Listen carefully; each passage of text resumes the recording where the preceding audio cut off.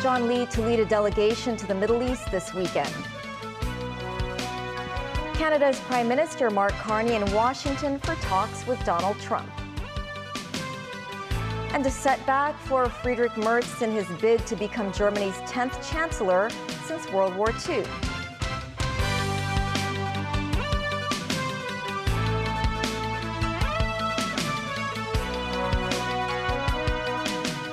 Hello and welcome to TVB News. I'm Melissa Hekalea. Chief Executive John Lee will lead his second delegation to the Middle East this weekend, with mainland entrepreneurs joining the tour for the first time. This, as the CE also noted, the 1.1 million tourists that visited Hong Kong over the Labor Day Golden Week, hailing the occasion as an economic boost to the city. Timothy Lee tells us more. Making his second visit to the Middle East as the city's leader since 2023, Chief Executive John Lee will lead a delegation to Qatar and Kuwait on Saturday. In the delegation with government officials, I'm also making an unprecedented move. I will lead business representatives from Hong Kong as well as mainland business representatives. There are two reasons why I'm doing that. First of all, I want Hong Kong to play its role as a superconnector, and so we could promote communications among Hong Kong, the mainland, and overseas countries. The delegation will include 30 local entrepreneurs and 20 mainland companies from the manufacturing and innovative sectors in Zhejiang, Fujian, and Guangdong. This, as Lee revealed, the Hong Kong Stock Exchange will soon set up a technology enterprise hotline. The service aims to provide legal advice and relevant information to specialist technology and biotech enterprises that wish to develop their business in the city. Meanwhile, the CE hailed the economic boost generated by the 1.1 million tourists that visited the city during the Labor Day Golden Week. The tourist figure for this holiday period increased by 22% year-on-year, with the number of mainland visitors rising to 920,000. Lee spoke about the issues of passengers being stuck in the Lok Ma Chau MTR station as a result of QR code ticket problems, after internet services there became overwhelmed by surging tourists. The CE has instructed relevant departments to conduct a review of the situation. Lee also commented on the fact that certain tourists who opted to sleep in fast food restaurants instead of hotels over the holiday period, and stressed all kinds of visitors must be made to feel welcome. If we give tourists the impression that we only welcome a particular type of tourist, then this will undermine our image as a city of hospitality. We welcome high-end as well as the not-so-high-end tourists. Timothy Lee, TVB News. In a historic first, conservative leader Friedrich Merz's bid to become Germany's 10th chancellor since World War II failed by 6 votes in parliament. A candidate for chancellor has never failed to win on the first ballot since the end of the war. Merz needed a majority of 316 out of 630 votes. He only received 310. That's well short of the 328 seats held by his coalition. Merz's coalition is led by his center-right Christian Democratic Union and its Bavarian sister party, the Christian Social Union. They're joined by the center-left Social Democrats, outgoing Chancellor Olaf Scholz's party. The lower house of the German parliament now has 14 days to elect a candidate with an absolute majority. Merz can run again, but other lawmakers can also do so. There's no limit to the number of votes that can be held during this time. If any candidate fails to get a majority, Germany's constitution allows for the president to appoint the candidate who wins the most votes as chancellor, or to dissolve the Bundestag and hold a new national election. Canadian Prime Minister Mark Carney has arrived in Washington for tariff talks with U.S. President Donald Trump. Meanwhile, Trump said China wants to strike a trade deal with the U.S. badly, but U.S. Secretary of Treasury Scott Bessent indicated in an interview that formal talks between the two countries have not yet begun. Danny Zhou reports. Canadian Prime Minister Mark Carney landed in Washington, D.C. ahead of his first personal meeting with U.S. President Donald Trump at the White House on trade and security. Trump, who kept on coveting Canada as the 51st state, has imposed tariffs on some of its largest exports to America. In a stark rebuke, Carney termed these remarks and actions as betrayal and said his country must reduce its reliance on the U.S. The Canadian leader said he was expecting difficult but constructive talks with Trump on Tuesday, which analysts say could offer a chance to reset the two countries' strained relationship. While answering questions from reporters in the Oval Office, Trump expressed a bit of bafflement for the meeting. I don't know, he's coming to see me. I'm not sure what he wants to see me about, but I guess he wants to make a deal. In parallel, governors from 6 northwestern U.S. states have reached out to bolster ties with Canada. They have invited premiers of some Canadian provinces to a meeting in Boston in the coming weeks in an effort to counteract Trump's combative trade policies. The invitation letter says, "We want to keep open lines of communication and cooperation and identify avenues to overcome the hardship of these uninvited tariffs and help our economies endure." As to the trade standoff between China and the U.S., Trump has indicated that his administration is willing to make a deal with Beijing and lower the tariffs at some point. We have something that they all want. China wants to make a deal very badly. You see what's happening to China? China's being decimated, and I don't want that to happen. But they have to make a fair deal. U.S. Treasury Secretary Scott Bessent said in an interview with CNBC that there could be substantial progress in China trade negotiations in the coming weeks, and they'll see what Trump wants to accept. Bessent acknowledged the unsustainability of the current tariff levels with China, which he says are the equivalent of an embargo, but also stated the surplus country always has the most to lose in trade battles. Danny Zhou, TVB News. There was a mixed reaction from the entertainment industry after U.S. President Donald Trump said he was considering whether to impose a 100% tariff on all movies produced outside the U.S.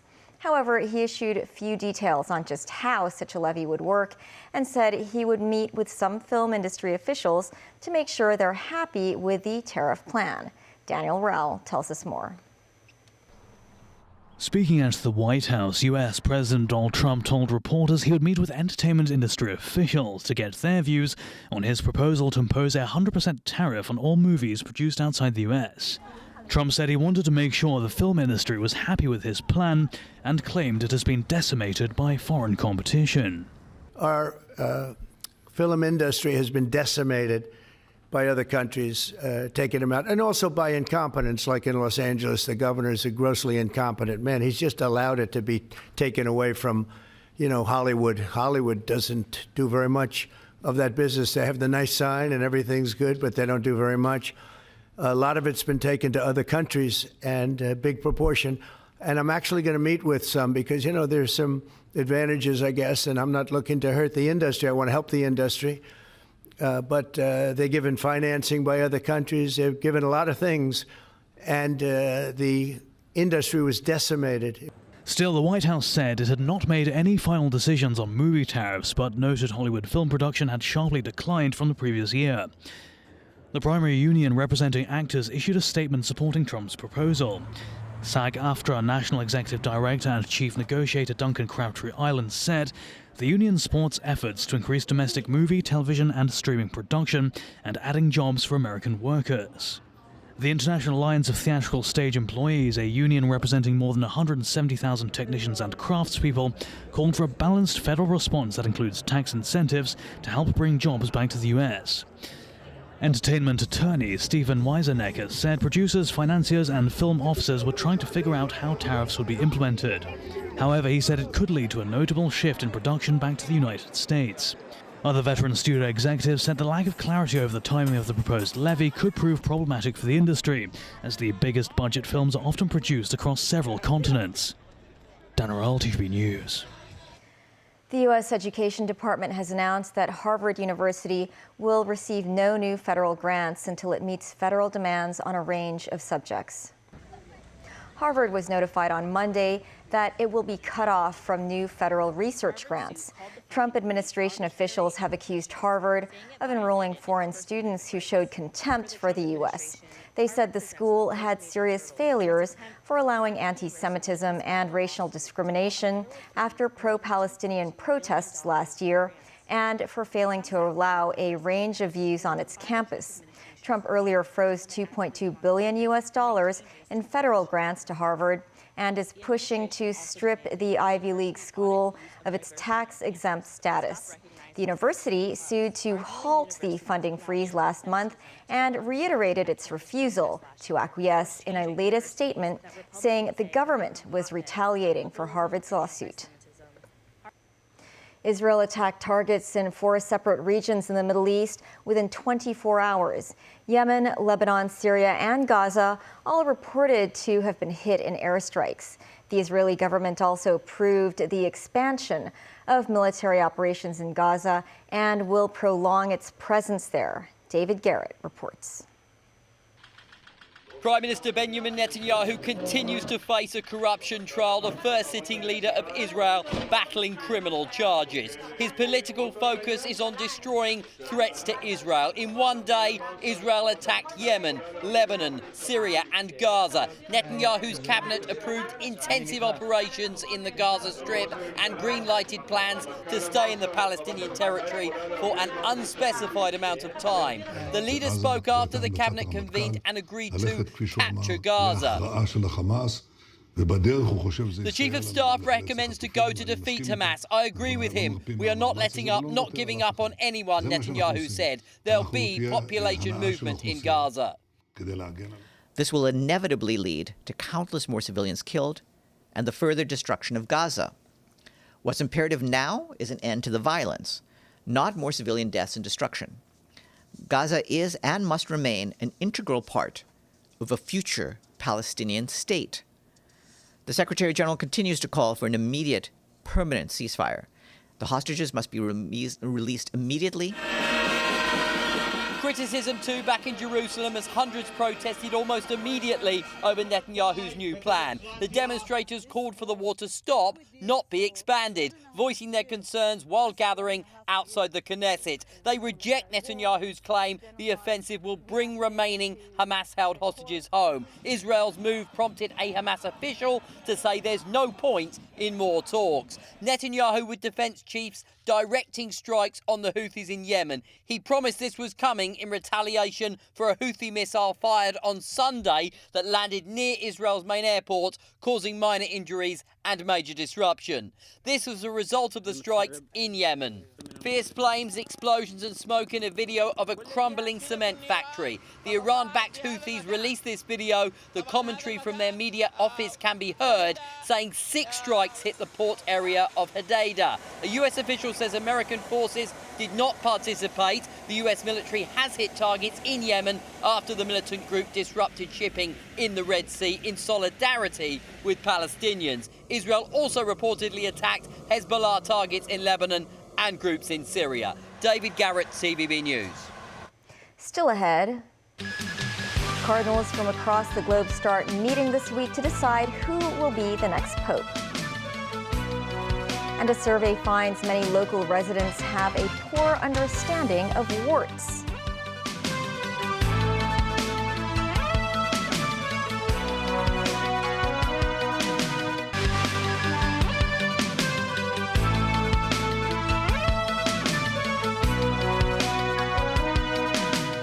Welcome back. Cardinals from across the globe will meet at the Vatican this week to decide who will be the next leader of the Catholic Church.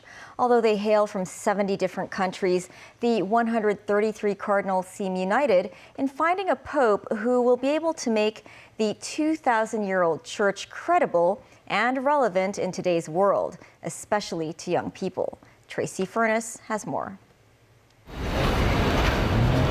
The Vatican is in a flurry of activity this week as cardinals hold private, informal meetings to reflect on the Catholic Church's future and the qualities needed in the next pope. Oh, we do meet together in small groups as well, yes. And I think it is, and also interventions, the most important is intervention, because this is here how we get to hear the different views. And as I said, being a pope is for the the whole world, not just for Catholics. Ahead of the conclave of cardinals that takes place Wednesday, all the support staff, including cleaners, cooks, doctors, nurses, will take an oath of secrecy in the Pauline Chapel. The Vatican is holding an oath-taking ceremony this afternoon for those people who will be working inside the conclave bubble, helping the 133 cardinals who will be electing the next pope. These people include special technicians who, if needed, can come in and help the cardinals make sure they get the right chemicals so we either see a black smoke if no pope is elected or a white smoke if a new pope has been chosen. The cardinals themselves will take their oath on Wednesday in the Sistine Chapel before they cast their first ballot. Just a few miles away, nearly 900 nuns met Monday to chart a course forward and pray for the cardinals to make the right choice for Pope. The International Union of Superiors General, that leads more than 450,000 nuns around the world, will be holding a plenary assembly coincidentally at the same time as the conclave. Tracy Furness, TVB News. The Development Bureau plans to set up light food stalls at 4 harbourfront locations this year. The government said they would develop harbour fronts in Central, Wan Chai, Hung Hom, and North Point. In a meeting today, the Development Bureau said each harbour front will have 2 food stalls, and authorities will cooperate with the West Kowloon Cultural District Authority. Authorities hope these stalls sell items that represent Hong Kong. A survey found that more than 50% of residents have a poor understanding of warts. Over 30% are not aware that warts are contagious. Mimo Singhai reports. Warts, infections caused by human papillomaviruses or HPV, are commonly found on skin. Between January and February, a wellness platform surveyed 621 residents and discovered most of them were unclear about warts. While 94% of the interviewees had heard of warts, 33% were not aware the skin disorder is contagious. 46% thought warts were the same as corns. Good hygiene practices are important to prevent warts. Half of the interviewees said they would use communal towels when visiting public venues such as hotels and gyms. Meanwhile, 44% would walk barefoot in public areas like swimming pools. Some patients said warts had affected their daily lives, but 41% did not receive any medical treatment. The reasons include concerns about expensive medical fees and lack of awareness of the skin problem. It's not fatal, but we have to face this problem. Warts will grow in size and grow in number. So if we do not treat the warts as soon as possible, there may be chance of spreading to other body parts. However, added pregnant women, children, and those with poor wound healing capabilities are at a greater risk of contracting warts. Memos 9, TVB News. With a tradition dating back to more than a century ago, the Chung Chow Bun Scrambling competition is now one of Hong Kong's most beloved cultural events, gathering tourists from around the globe every year. Timothy Lee tells us more about the race this year and the history behind the festival.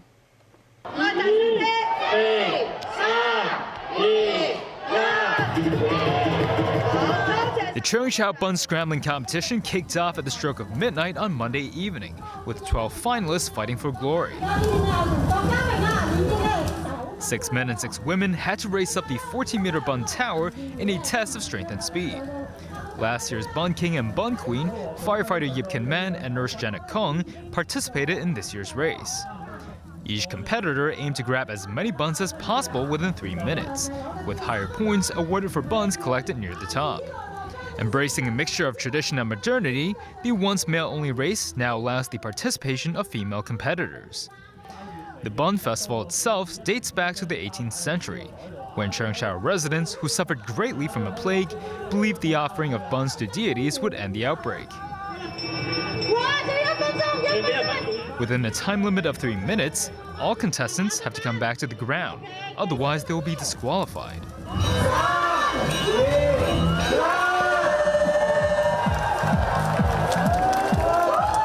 After the scores were counted, the winner in the female category is Kong Zishan, and the winner in the male category is Kuo Ka-ming, both former champions. Timothy Lee, TVB News. That's the news. Thanks for watching. Bye for now.